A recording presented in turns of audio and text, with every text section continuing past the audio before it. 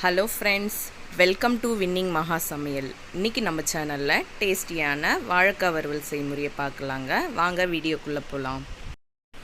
வாழைக்காய் வறுவல் பண்ணுறதுக்கு 2 மீடியம் சைஸ் வாழைக்காவை எடுத்து வச்சுருக்குறோங்க. இப்போ தோல் நீக்கிட்டு வாழைக்காவை கட் பண்ணி எடுத்துக்கலாங்க.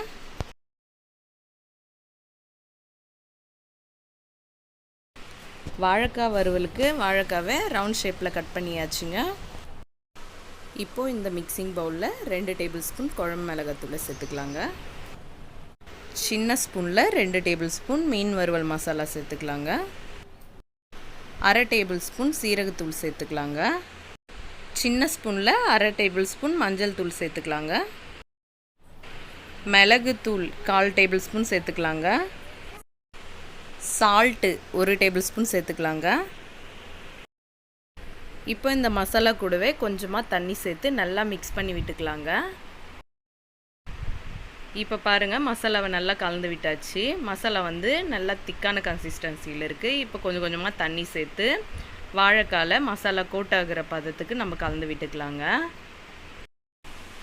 இப்போ பாருங்கள், மசாலாவை இது மாதிரி கன்சிஸ்டன்சியில் நல்லா கலந்து விட்டாச்சுங்க. வாழைக்காவை கோட் பண்ணுறதுக்கு மசாலா ரெடி ஆகிடுச்சுங்க. இப்போ கட் பண்ணி வச்சுருக்கிற வாழைக்காவை இந்த மசாலாவில் சேர்த்து நல்லா மிக்ஸ் பண்ணி விட்டுக்கலாங்க.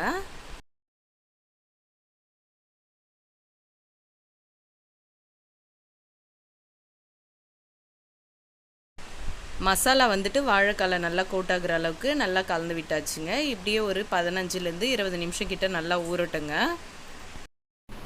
வாழைக்கால மசாலா 20 நிமிஷம் கிட்ட நல்லா ஊறி இருக்குதுங்க.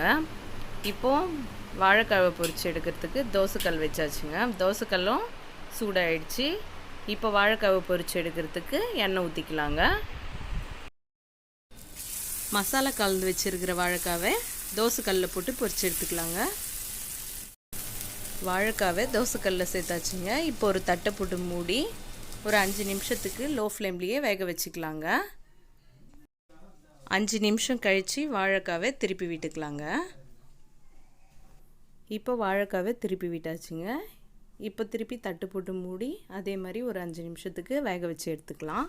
இப்போ வாழைக்காய் நல்லா வறுபட்டு 2 பக்கமும் நல்லா வெந்து இது மாதிரி ஃப்ரை ஆனதும் இதை ஒரு தட்டில் மாற்றி எடுத்துக்கலாங்க. இப்போ மீதி இருக்கிற வாழைக்காவையும் இதே மாதிரி ஃப்ரை பண்ணி எடுத்துக்கலாங்க. சாம்பார் சாதம், வெரைட்டி சாதத்துக்கெல்லாம் சைடிஷ்ஷாக வச்சு சாப்பிடக்கூடிய வாழைக்காய் வறுவல் ரெடி ஆயிடுச்சுங்க. இந்த வீடியோ பிடிச்சிருந்தா லைக் பண்ணுங்கள், ஷேர் பண்ணுங்கள், நம்ம சேனலை சப்ஸ்கிரைப் பண்ணுங்கள்.